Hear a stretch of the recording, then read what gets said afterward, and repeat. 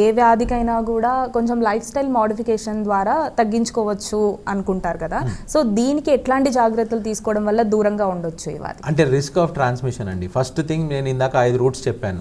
దాంట్లో first route తీసుకుంటే mother to child. So మనం ఆల్రెడీ ఫాలో అవుతున్నాం. ప్రతి ఒక్కరికి కూడా డెలివరీ అయినప్పుడు హెపటైటిస్ బి స్క్రీనింగ్ చేస్తున్నాము. మదర్ ఒకవేళ పాజిటివ్ ఉన్న ప్రాబ్లం ఏం లేదు. చిన్నపిల్లలకి యాక్టివ్ వ్యాక్సిన్ ఇవ్వచ్చు, ప్యాసివ్ వ్యాక్సిన్ ఇవ్వచ్చు.